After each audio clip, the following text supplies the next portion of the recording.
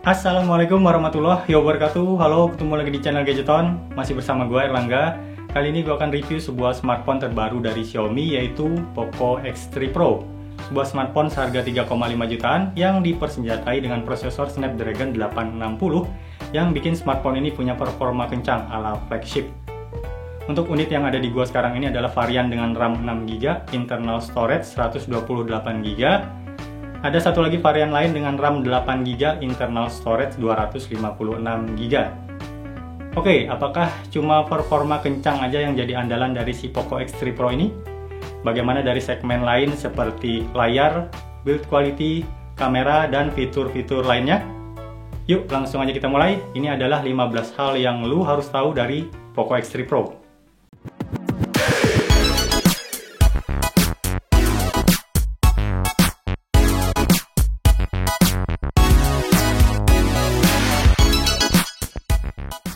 Oke, bagian pertama sudah jelas. Yang paling menonjol adalah di kelas harganya, Poco X3 Pro punya performa yang kencang. 3,5 jutaan dapat prosesor Snapdragon 860 plus GPU Adreno 640, itu sudah termasuk bagus banget. Antutu skornya kalau dites menggunakan Antutu versi 8 dapat di sekitaran 460 ribuan. Main game-game berat di grafik rata kanannya smooth dan lancar banget. Seperti misalnya PUBG Mobile yang mantap banget dimainkan di grafik smooth extreme atau Ultra HD frame rate ultra. CODM juga smooth dan lancar banget dimainkan di grafik very high frame rate max. PES 2021 juga nyaman dan smooth dimainkan di grafik high 60 frame per second.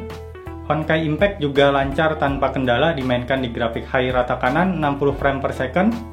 Dan bahkan Genshin Impact pun masih nyaman dimainkan di smartphone ini di setting grafik high 60 frame per second. FPS memang akan turun di sekitaran 30-40 frame per second saat combat atau duel, yang masih masuk kategori oke lah untuk dimainkan. Selain itu, fitur screen recordernya jika diaktifkan sambil bermain game nggak bikin game jadi nge-lag. Jos banget untuk performanya.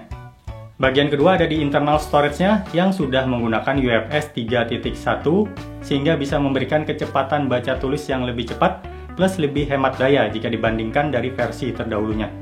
Saat pertama kali dinyalakan, dari total internal storage 128GB, 19,8GB-nya sudah terpakai untuk sistem, aplikasi bawaan, dan bloatware. Kalau aplikasi bloatware-nya dihapus-hapusin, internal storage yang terpakainya bisa turun menjadi sekitaran 18,6GB atau tersedia free storage sekitaran 109GB-an. Oke, bagian selanjutnya ada di bagian layar. Layar Poco X3 Pro menggunakan panel IPS, bukan AMOLED, dengan diagonal layar 6,67 inch Full HD+, kerapatan 395 pixel per inch, support HDR10, dan dilindungi oleh Corning Gorilla Glass 6.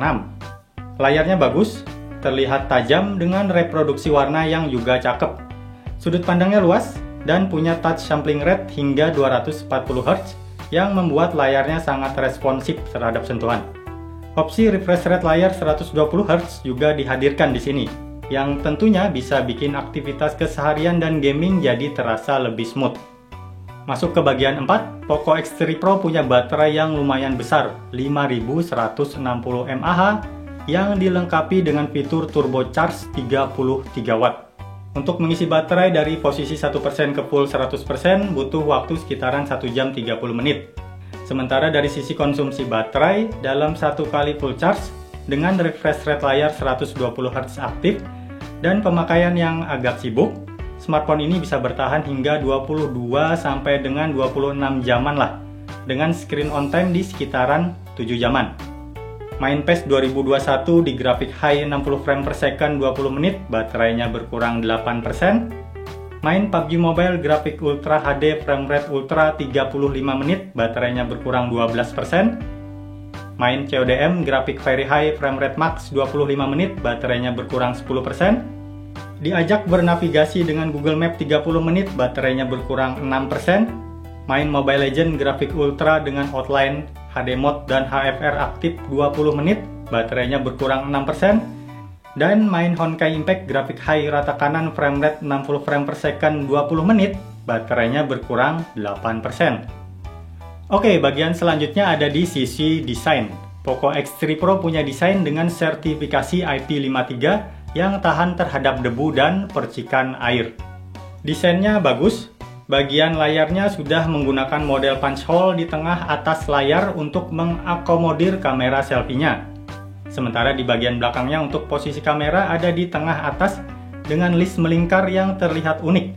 Atau nggak ikut-ikutan smartphone lain yang kebanyakan kamera belakangnya ditempatkan di pojok kiri atas. Tapi dibalik desainnya yang keren, smartphone ini punya bodi yang tebal dan berat. Tebalnya sekitaran 9,4 mm dan beratnya 215 gram. 2 gram lebih berat dari Samsung Galaxy M51 yang punya baterai 7000 mAh. Karena tebal dan berat, bikin handlingnya juga kerasa kurang mantap. Dari sisi build quality, untuk pinggiran framenya terasa solid banget, walaupun cuma terbuat dari plastik. Sementara bagian bodi belakangnya agak sedikit ringkih, di mana back covernya yang juga terbuat dari plastik ini terasa tipis dan agak ngeleot kalau ditekan-tekan. Oke, lanjut ke poin 6, fitur liquid cooling system juga dihadirkan di smartphone ini. Yang katanya Xiaomi bisa mengurangi panas bodi hingga 6 derajat Celcius saat bermain game atau aktivitas berat lainnya. Dan saat gue tes main game sekitaran 1 jam nonstop, suhunya sih memang masih masuk kategori hangat standar aja, yaitu sekitaran 45 derajat Celcius. Yang artinya cooling systemnya memang lumayan membantu untuk mengurangi panas di bodinya. Oke, next, untuk LED notifikasi juga tersedia di smartphone ini. Jadi kita bisa kustomisasi notifikasi apa aja yang mau ditampilkan notifnya via kelap-kelip LED notifikasi.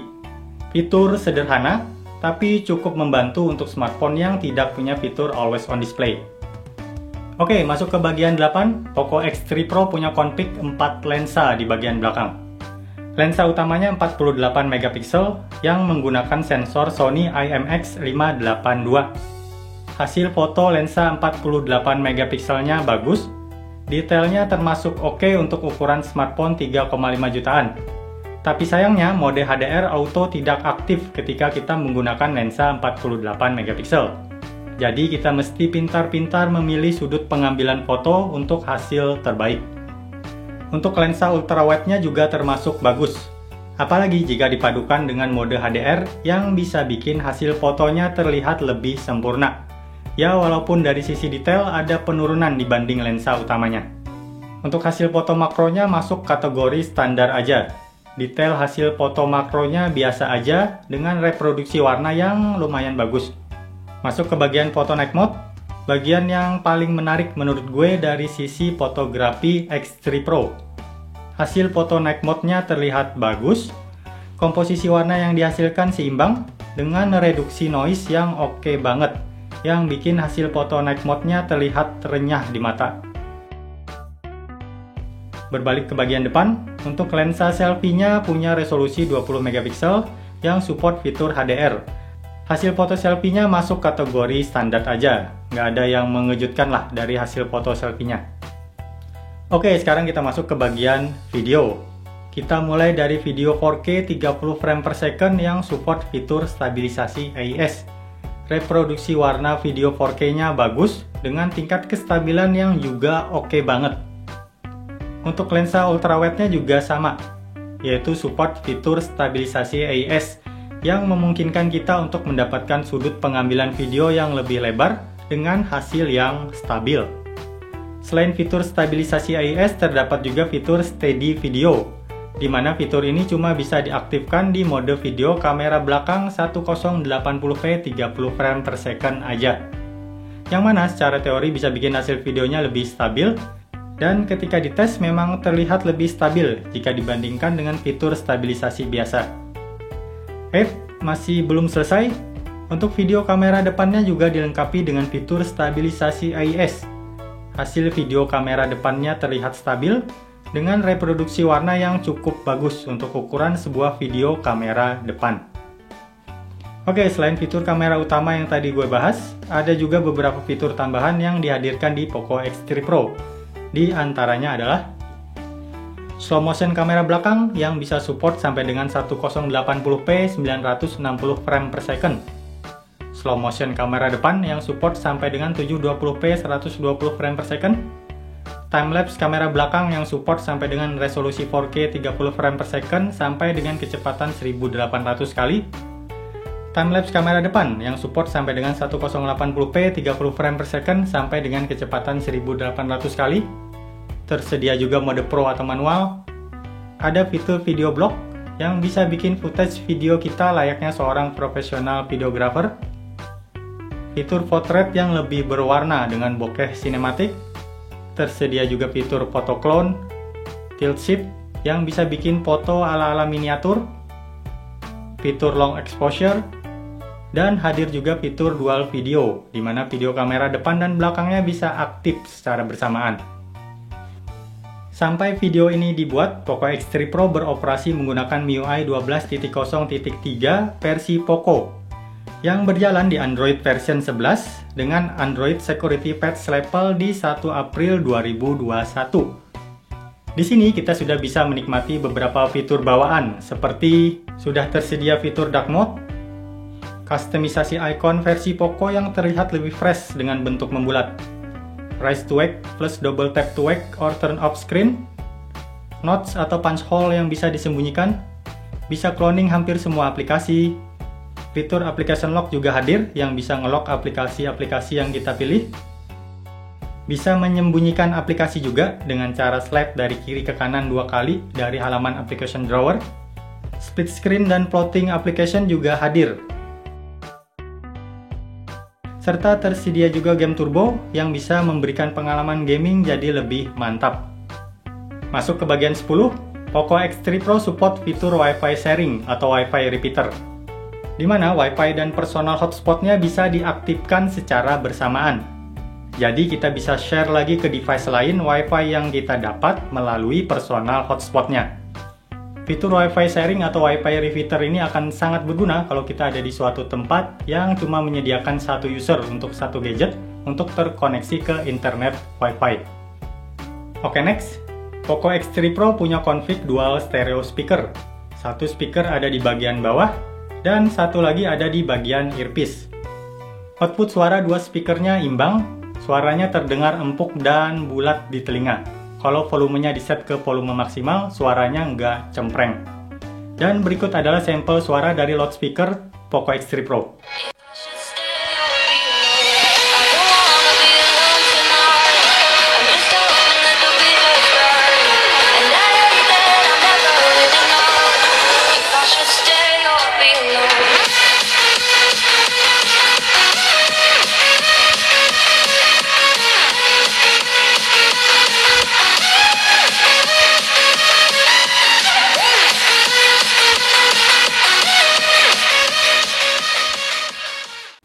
Oke, lanjut ke poin 12, yaitu di ketersediaan NFC dan infrared blaster, di mana keduanya merupakan poin tambahan yang menjadikan Poco X3 Pro jadi semakin menarik. Untuk fitur NFC-nya, jangan lupa di-allow permission-nya dulu untuk masing-masing aplikasi yang support ya, biar nggak error saat pembacaan kartu e-money-nya. NFC jelas menambah kemudahan buat kita yang sering menggunakan e-money sebagai alat pembayaran untuk menggantikan uang cash. Infrared Blaster juga memberikan kemudahan buat kita yang bisa menjadikan Poco X3 Pro sebagai remote, misalnya sebagai remote AC atau televisi. Lanjut ke poin 13, Poco X3 Pro cuma punya config hybrid SIM slot, nggak triple SIM slot. Artinya SIM slot kedua kita harus memilih, mau diisi SIM card atau SD card yang support up to 1 TB. Masuk ke bagian 14, Poco X3 Pro sudah punya sertifikasi Widevine L1, yang artinya smartphone ini sudah bisa memutar film di Netflix dengan resolusi Full HD. Oke, lanjut ke bagian 15, Poco X3 Pro dipersenjatai dengan sensor yang terbilang lengkap, seperti accelerometer, light sensor, orientation, proximity, gyroscope, sound sensor, dan magnetic sensor. Untuk fingerprint sensornya ditempatkan di bagian samping, responnya ngebut banget. Cukup tempelkan jari sebentar, otomatis layarnya akan unlock. Sementara untuk respon face unlocknya juga termasuk bagus. Sensor face unlocknya termasuk cepat dalam mengenali wajah dan unlock smartphone-nya. Oke, itu tadi adalah 15 hal yang lu harus tahu dari Poco X3 Pro. Apakah smartphone ini layak beli di harga 3,5 jutaan? Jawaban dari gue adalah iya, smartphone ini layak beli. Karena selain SoC-nya yang sangat bertenaga, ada lumayan banyak hal bagus lain yang ada di smartphone ini. Seperti yang sudah gue bahas tadi. Mungkin cuma ada dua hal yang bisa bikin orang lain nggak suka atau menjadi deal breaker untuk tidak membeli si Poco X3 Pro ini. Yang pertama adalah bodinya tebal dan berat untuk ukuran sebuah smartphone dengan baterai 5000 mAh. Dan yang kedua adalah tidak tersedianya dedicated slot atau slot khusus untuk external storage atau SD card. Oke, klik like kalau suka dengan video ini, jangan lupa subscribe, nyalakan lonceng notifikasi juga, dan share ke teman-teman lu untuk terus mendukung channel ini. Gue Erlangga pamit, jangan lupa bahagia. Assalamualaikum warahmatullahi wabarakatuh.